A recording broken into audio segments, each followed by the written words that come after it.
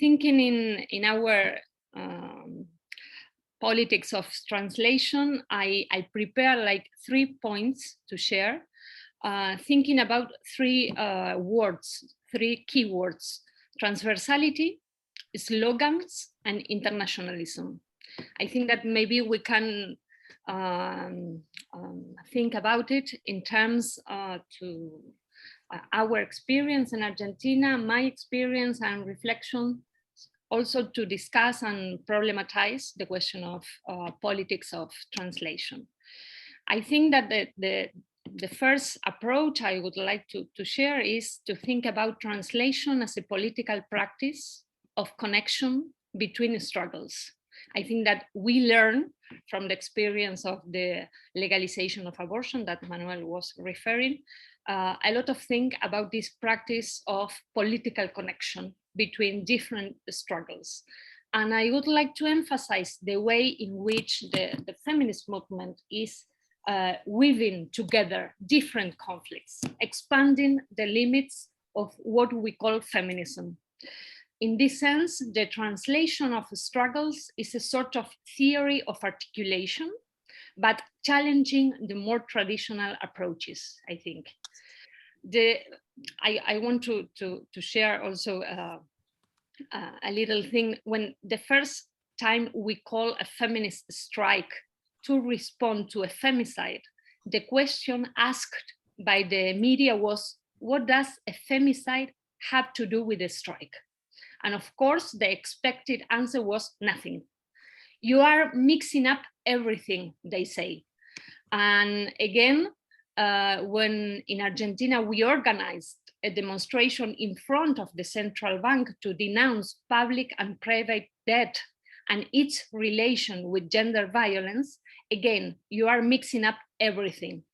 Even today, when we organize an action with the tenants' union, we have to explain what it means that the home is a laboratory for capital after the pandemic, and why rent is a feminist issue, for example. So the repetition as a way of failing to understand is a sign, I think, to be interpreted. I think that the statement about mixing up everything up is the reactionary way of saying that the translation is impossible.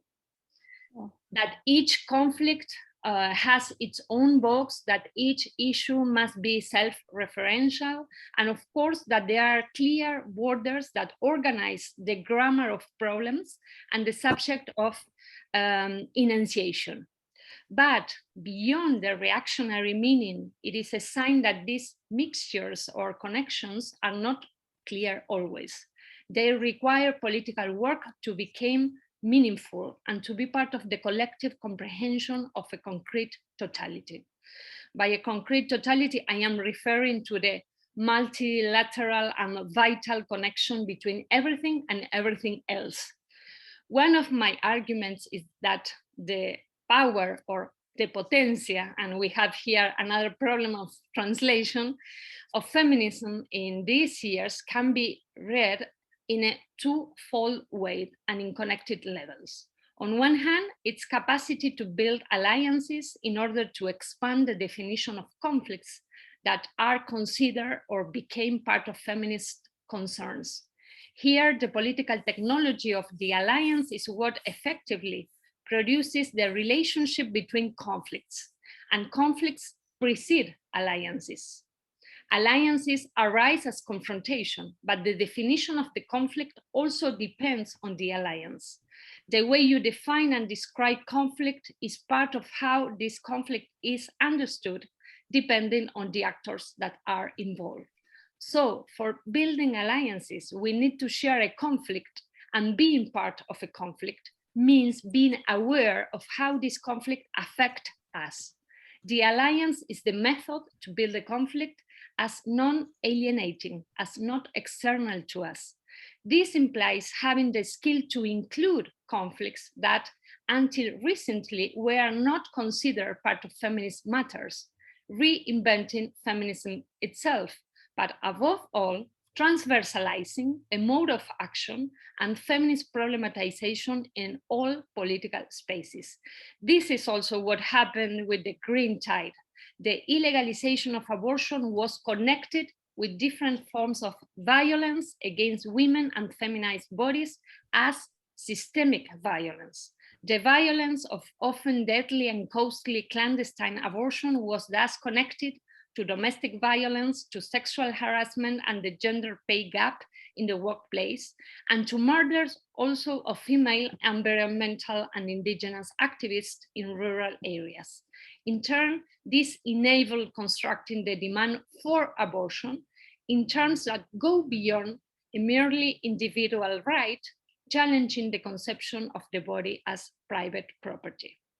I also work on how a concept like the body territory, an idea force that emerges from particular anti-extractivist struggles in Latin America, has the potential, has the power to migrate, resonate with, and compose other territories and other struggles, including abortion. In the struggle for the legalization of abortion, what we learn is that the body in dispute exceeds the conquest of individual private rights.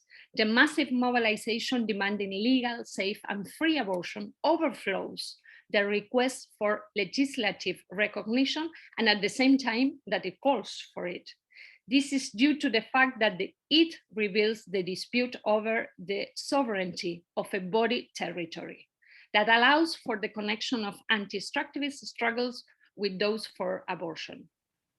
On the other hand, this capacity to expand the scope of demands and concerns and to produce very heterogeneous alliances enables the feminist movement itself to become part of other struggles and protests. So I want to say that it's a sort of twofold becoming of the transformation of feminism itself, and in terms of composition with other movements. One is the condition of possibility of the other. For example, in the uprisings in Chile, Ecuador, and Colombia in recent years, feminism's capacity to intervene, be part of, and determine the protest dynamic was remarkable. Not only were feminism demands included in indigenous and popular protest, but they also spoke people, intervene in how protest structure of reproduction and support was shaped, and the strategic importance of issues regarding the environment and care. I think we can see this translation today in two very important texts. The new constitution in Chile that will be voted on next Sunday, and as a text that is plurilingual from the beginning, and the program of the new government in Colombia. There we can see texts that attempts to translate the feminist, popular, and anti-extractivist demands that are entangled in the streets in the last cycle of demonstration. So I think that there is another very interesting exercise to do, to think about those political texts as exercise of political translation. And this twofold becoming is not just adding forces, but entering into composition and also undoing patriarchal inertia within social movements. So a politics of translation can be also thought of in terms of feminism as a vector of transversality. I use the term transversality to think about this concrete political method. Transversality is a form of coordination between very different organizations, collectives, unions, and non-organized people also, but also a capacity for feminism to gain its own force in each space, in the union, in the popular organization, in the university, while avoiding its circumscription as a logic of specific demands or agenda. This is what enables the massiveness of the mobilization, as well as massiveness that can be understood as capillarity in everyday practices. I like very much this double level of massiveness, not only in the public space, in the event of demonstration, but also how we can think about massiveness in everyday practices. So The second point that I would like to emphasize is the movement's versatility in territorializing concepts in diverse practices, and at the same time producing situated experiences of translation, reappropriation, and enrichment of those languages and imaginaries. I am interested in how some slogans become operative in other contexts and debates. How do they gain the power to name in other languages? On one hand, I think they demonstrate the untranslatability. The slogan is strongly tied to the explosion of its sound, its rhythm, often to poetic or historical meanings that are not easy to conserve in another language. Even so, they are also increasingly part of a common language, even to exorcise their differences, to mark ruptures. What is the dissonance, for example, between ni una menos and me too? Not one woman less and me too. Is if they touch one of us, they touch us all, truly understood? Today we could speak of the role of slogans that make the movement, and I'm here recreating the questions that make the movement. That is a lovely formulation of the Chilean feminist Julieta Kirkwood. As we have known since Lenin, slogans have spatial and temporal validity. Their strength comes from connecting bodies and statements that express a conjuncture. When we read slogans that make sense across borders, they indicate dates in which those words express a moment, and the antithesis that organize a way of understanding and even orienting what is happening. This has happened with Not One Woman Less, Nos Queremos Vivas, We Want Ourselves Alive, El Violador Eres Tú, You Are the Rapist, No Son 30 Pesos, Son 30 Años, Ele Now, against Bolsonaro, as well as the popularization of slogans such as It is not love, it's unpaid labor.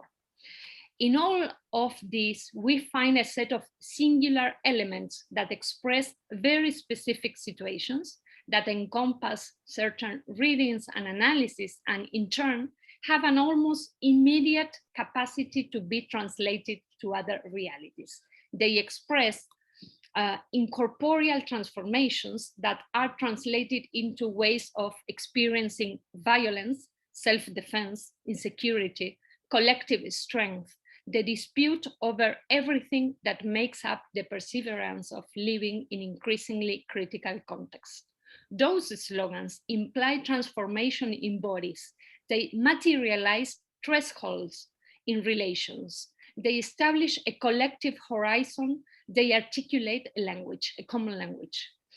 I believe, without being a specialist in translation theory, that the possibility of translation of those slogans, the willingness to understand them and use them, is sustained by a desire for theory. In comparison to other social movements, I argue that the feminist movement is not anti-intellectual. There is precisely a desire for theory, a conception of theory as a way of understanding structural violence, as a tool for developing concepts to make sense of exploitation, and also to argue against punitivism. There is a much more promiscuous use of concepts. One intelligent form of synthesis is found in the slogans, but also in the textual proliferation and intervention on a fundamental plane: education, epistemology, the content disputed in the media, schools, universities, and many instances of self-education and popular pedagogies. It is not a coincidence that the Chilean performance collective Las Tesis choose that name, the thesis. I think that this point, a theoretical vocation that is not disconnected from mass actions on the streets, is also crucial for understanding the violence unleashed against what has been termed gender ideology. As Maria Mies argues, for example, concepts like territories can be occupied. So the feminist movement is at the same time producing and liberating certain concepts. There is a battle on the terrain of language and pedagogies that has to do with the capacity to also express the slogans in the practical dimension of everyday life, and not only when it comes to calling for a march, for example. I think for the time that I can stop here, I have another point, but maybe for the discussion. Thank you very much. Gracias, Vero. Bueno, un aplauso cerrado, a little applause. Well, you have spoke about alliances and conflict. I was wonder, te quería preguntar, y un poco lo mencionaste, pero bueno, por ahí para repasarlo y para engancharlo con lo que sigue. Esto, ¿qué clase de traducción dirías que está creando un cuerpo, como decís vos, un cuerpo que deviene territorio? ¿Qué tipo de cuerpos y territorios y conflictos, digamos, caben en una lucha cuando esta lucha, como decís, se hace feminista, que es singular y es distinta a otras? What kind of translation creates a body that becomes territory, as she almost said? What kind of all these territories and conflicts fit into a struggle when this becomes feminist in a singular way? Sigo yo? Should I continue, or we go to the next one? Because I have 15 minutes, so I don't know. You tell me. Sania, what do you think? I think that it perfectly matches the exchange you're having. Please, Vero, take your time.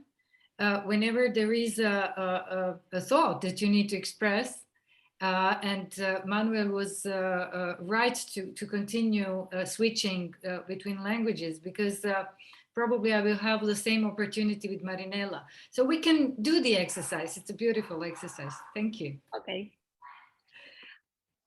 Well, I think that one very important element to think these connections between struggles is the question of property, struggles about property, and also how we think the limits of property in terms of body territory. For example, in each and single battle about social reproduction, that is also a very important struggle connected with the legalization of abortion, and the struggles about housing against household debt, about food, and especially in the context of Argentina, because here we have a very high inflation. All these different conflicts about social reproduction, they have to do with the limits of private property. And I think that is very interesting to try to connect this feminist movement in terms of a movement against private property, in ways that this notion of private property is experienced in everyday life dispositions. It's not an abstract conflict that we have to organize in just academic terms. I think that it's interesting how the feminist movement translates into everyday conflicts the question of private property in terms of social reproduction. And I think that is very interesting how here in Argentina, but also in Latin America, for example, the legalization of abortion was connected with the property of land and against agribusiness, for example, and how this idea of sovereignty could be reframed in other terms, not in national state terms, to think about this connection between territories, bodies, and property.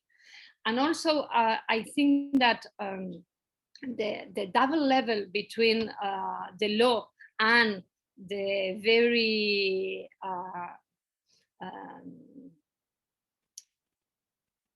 how to say, the conflicts from below that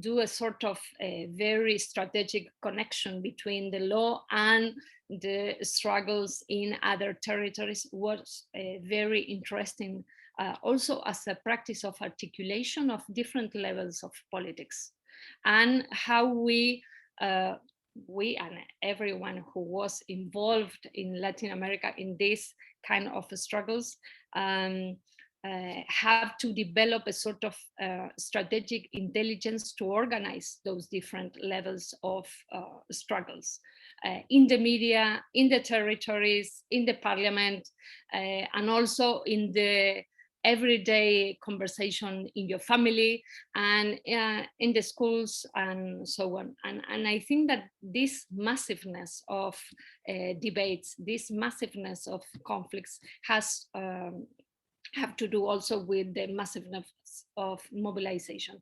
I am very interested in connect those levels of massiveness, and I think the notion of property is very interesting to rethink from the feminist perspective in terms of the current mobilizations.